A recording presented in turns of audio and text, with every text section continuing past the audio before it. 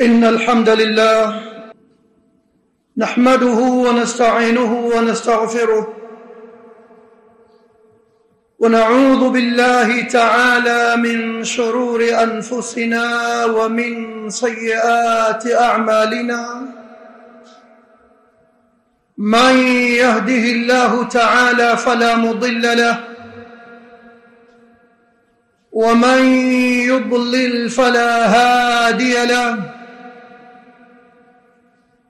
وأشهد أن لا إله إلا الله وحده لا شريك له، وأشهد أن محمدًا عبده ورسوله صلى الله عليه وعلى آله وأصحابه ومن تبعهم بإحسان إلى يوم الدين. أما بعد، فإن أصدق الحديث كتاب الله تعالى، وخير الهدي هدي محمد صلى الله عليه وسلم، وشر الأمور محدثاتها، وكل محدثة بدعة، وكل بدعة ضلالة، وكل ضلالة في النار. يا أيها الذين آمنوا اتقوا الله حق تقاته ولا تموتن إلا وأنتم مسلمون.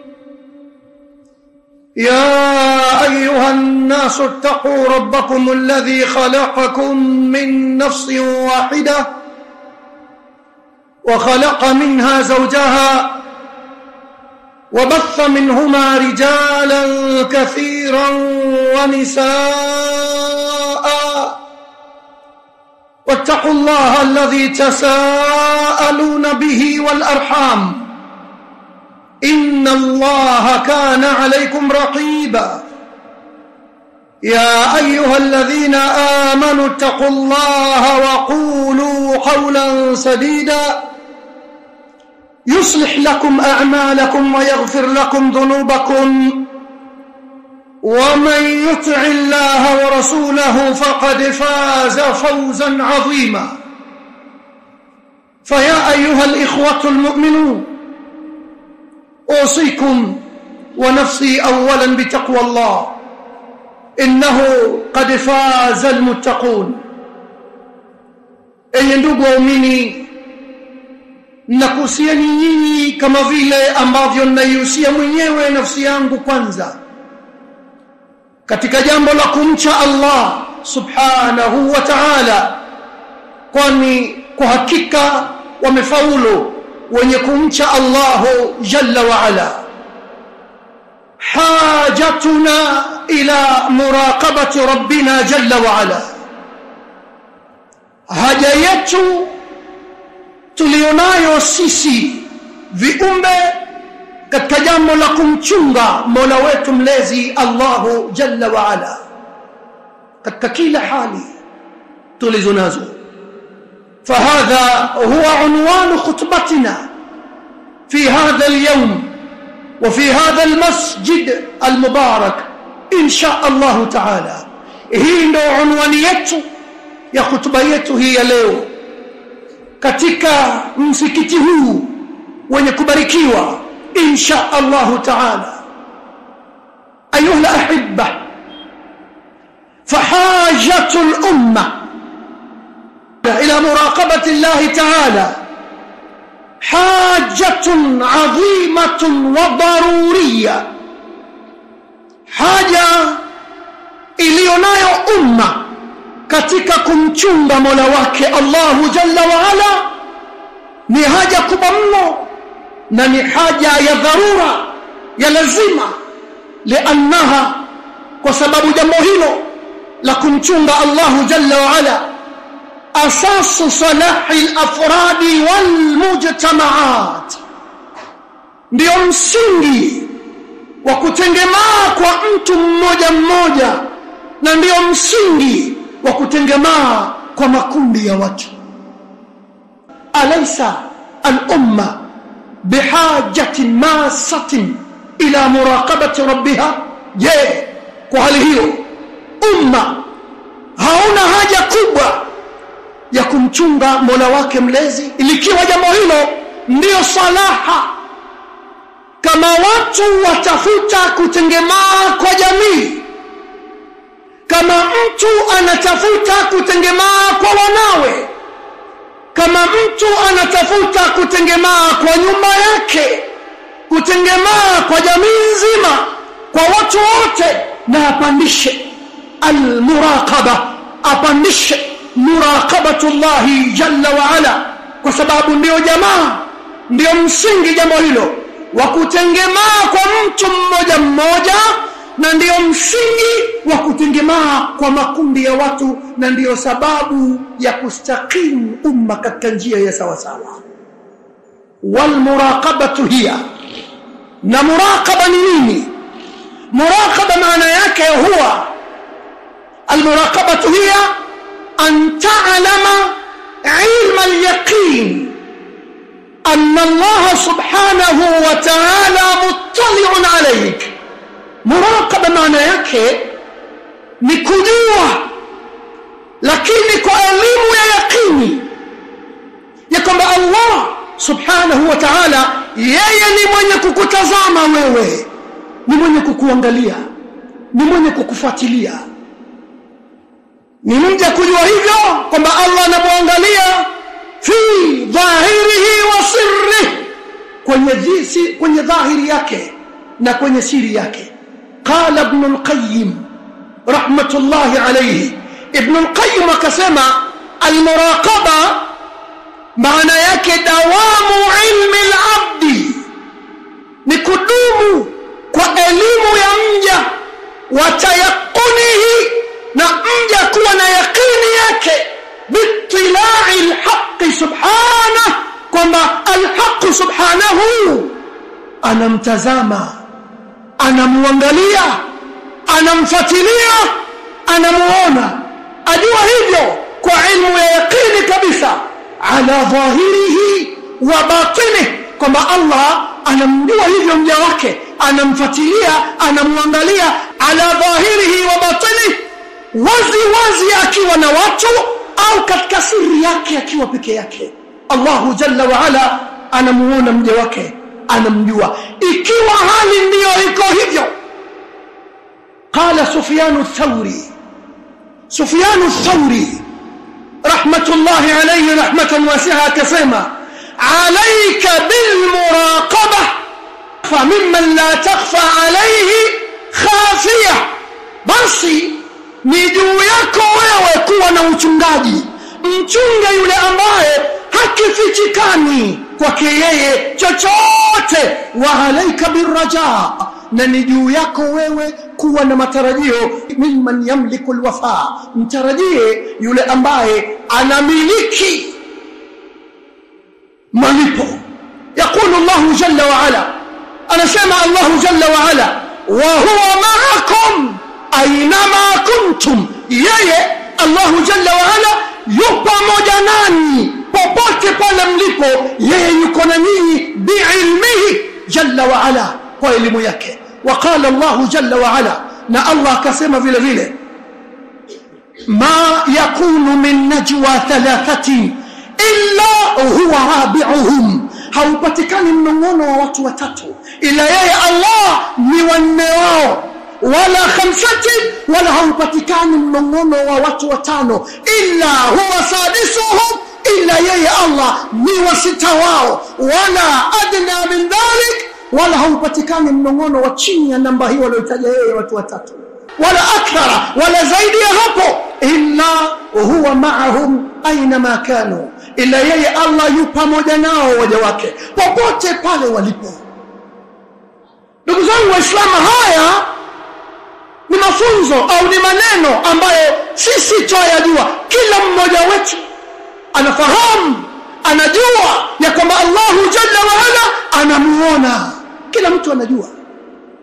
Lakini ikiwa kila mmoja wetu anafahamu, kitu gani kilichoufikisha umma katika hali hii tuliyokuwa nayo ikawa umma wafanya mambo kana kwamba Allahu jalla wa ala hayupo, ikawa mtu anazungumza maneno au anafanya matendo hajali wala habari kwamba Allahu jalla wa ala yupo pamoja naye, anamfuatilia, anamwangalia, anakijua akisemacho, anakijua akifanyacho. Sote tufahamu uwezo huo wa Allahu jalla wa ala, lakini kwa nini umma umefika katika standard hii ya kufanya mambo na maovu na kuazimia mambo mazito na mabaya basi na kujali kwamba Allahu jalla wa ala anawaangalia waja wake, yu pamoja na wana wake? Kitu gani kimetufikisha hapo?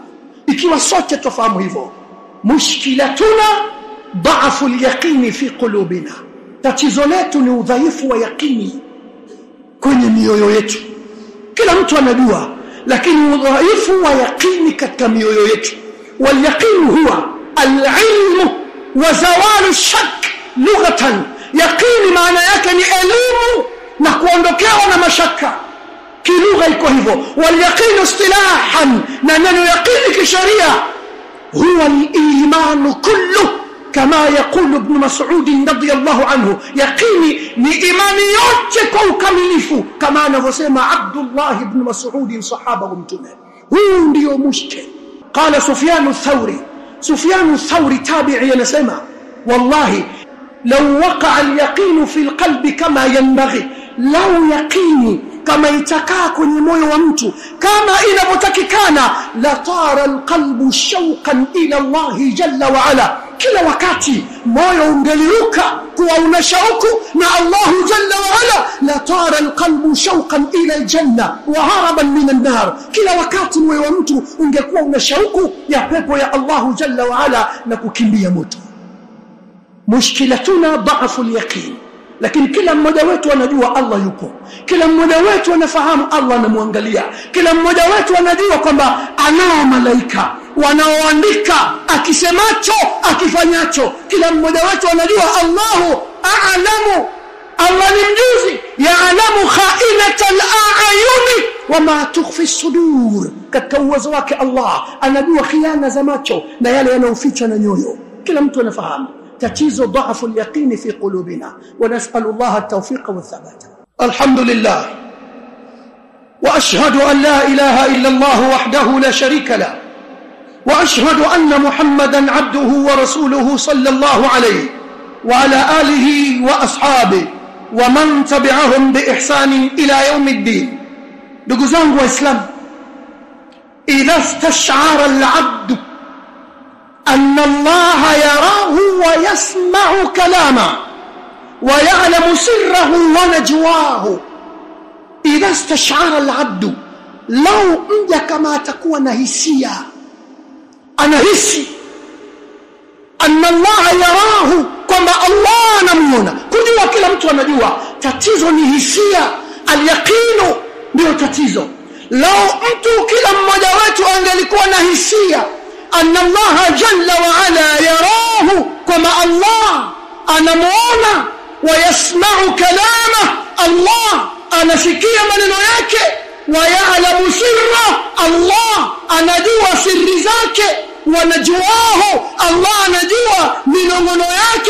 لو كلا mtu angelijua hivi istaqama qalbuhu، moyo wake ungelitimama sawa sawa.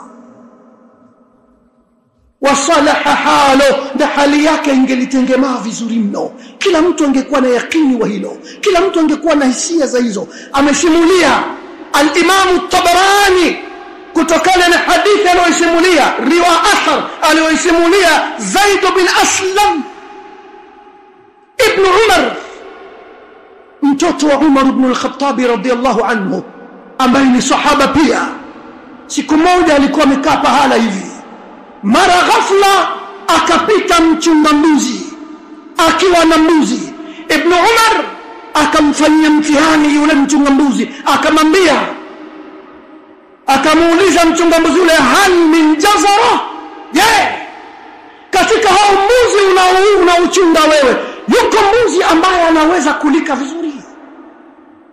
Bi'ni shatan, niuzie mimi mbuzi mmoja.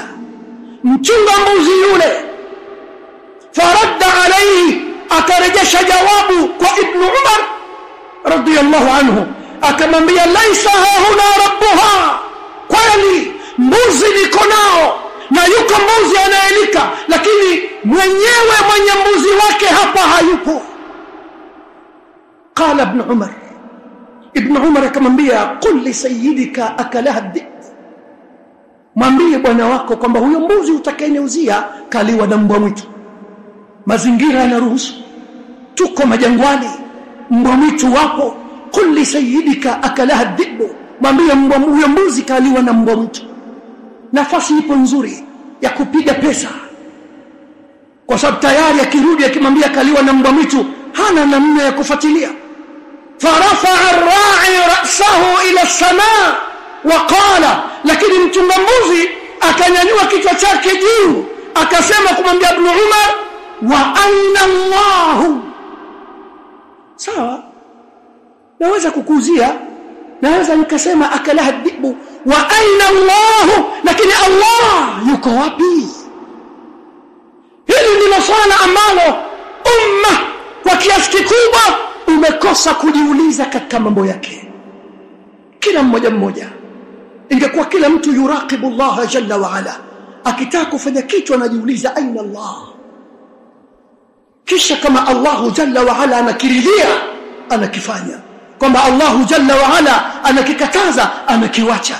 Ibn Umar alipopokea jibu kutoka kwa mchunga mbuzi aina Allah, Allah yuko wapi, Ibn Umar akatirika machozi akawanalia, huku anasema ana ahqqu an aqulaha, mimi ndio na haki zaidi ya kulisema neno hilo, aina Allah aina Allah aina Allah. Ikawa Ibn Umar analikariri ile neno aina Allah aina Allah aina Allah, mimi na haki ya kulisema neno hilo.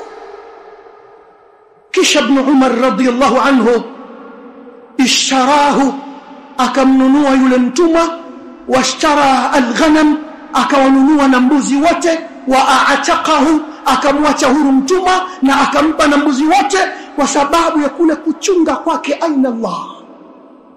Ingelikuwa kila mtu kati yetu anachunga aina Allah, ma saraka man saraka, asingeliiba mwenye kuiba, wama zana man zana, asingelizini mwenye kuzini, wama qatala man qatala, asingeliua mwenye kuua, wama irtasha man irtasha, asingetoa rushwa mwenye kutoa rushwa, wama igtaba man igtaba, asingesengenya mwenye kusengenya, wala asingefanya la kufanya mwenye kufanya, kwa sababu kila mtu anauliza aina Allah, yuraqibu Allah jalla wa ala. Allah anatuambia inna Allah kana alaykum raqiba, hakika yeye Allah juu yenu nyinyi ni mchungaji, anawachunga nyinyi. Kama nyinyi hamchungi basi fahamuni hivyo, ma yalfidhu min qawli illa ladayhi raqib atid, hayamtoki binadamu maneno. Allah jalla wa ala sema hivyo, ma yalfidhu min qawli, binadamu hayamtoki hata kauli moja kinywani mwake illa ladayhi raqibun, illa mbele yake yuko mchungaji tayari kabisa, atid, yuko tayari anaandika. Tungelikuwa tuna yakini ya haya, wallahi tungeyafanya yanayomridhisha Allah jalla wa ala. Tusingeliuana kwa sababu ya upuuzi, mambo ya kupita, wala tusingelitukana matusi ya nguoni kwa sababu ya mambo ya kisiasa, wala tusingelikashifiana kwa sababu sisi tuna jukumu la kila Muislamu kumheshimu Muislamu mwenzie. Kama ufahamu, rejea katika suratul Hujurat, msikilize Allah jalla wa ala anazungumza nini juu ya heshima yako kwa Muislamu mwenzio, popote pale alipo, popote pale anapotokea. Sizama Allah katika suratul Hujurat mipaka aliyokuwekea juu yako wewe na Muislamu mwenzio. Mushkilatuna dha'ful yaqini fi qulubina, tatizo letu ni udhaifu wa yaqini katika mioyo yetu, mpaka tumefika tunauana, tuko tayari kuuana, tuko tayari kufa, tuko tayari kutukanana, tuko tayari kuharibiana mali zetu, tuko tayari kufanyana kila baya kana kwamba Allahu jalla wa ala hayupo. Hili ndio tatizo, yaqini katika mioyo yetu. Lakini kila mmoja wetu anajua kwamba Allahu yupo, na anajua anao malaika wanaofuatilia mienendo yake, hawamuachi hata dakika moja. wanajua anachokisema na anachokifanya, na Allahu jalla wa ala elimu yake ni kubwa mno, anafahamu hata unachokinadhiria katika moyo wako, kitu gani umekikusudia, yeye anajua. Tatizo tumekosa kujiuliza aina Allah jalla wa ala, na ndio maana umma umefika hapa ulipo. Umma unayumba kama mlevi, na umma unacheka kama mwenda wazimu. Una mambo ya ajabu kabisa unaoyafanya basi na kujali uwepo wa Allahu jalla wa ala, basi na kujali uwezo wa Allahu jalla wa ala, basi na kujali elimu ya Allahu jalla wa ala, basi na kujali amri za Allahu jalla wa ala, basi na kujali makatazo ya Allahu jalla wa ala. Aljahlu billahi jalla wa ala mushkilatuna, ujinga wa kutokumjua Allahu jalla wa ala ndio tatizo letu jingine kubwa. Tuna maneno ya kusema tu Allah yupo, lakini hatuna taaluma ya kutosha juu ya Allah. Ikiwa imekosekana na yakini ndani yake, hali hii ikiendelea, umma utazidi kuelekea kubaya kila siku. Lakini tukijirekebisha na kurudi madarasani, tukawa tusoma nini hasa al-yaqin, tukawa tusoma kwamba hii kumbe ni ibada miongoni mwa ibada za moyo, kazi yake yatengeneza moyo wa mtu, ili mtu atengemae, asiwe na wasiwasi. Ikikaa pahala pake hatakuwa na wasiwasi hata na mkewe nyumbani au popote pale alipo. Tatizo dhaafu al-yaqin fi qulubina. Allahumma rabbana atina fid dunya hasana wa fil akhirati hasana wa qina adhaban nar.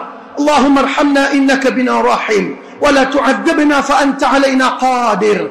الطف بنا فيما جرت به المقادير، إنك على كل شيء قدير برحمتك يا أرحم الراحمين. وصلى الله على نبينا محمد وعلى آله وصحبه وسلم، والحمد لله رب العالمين.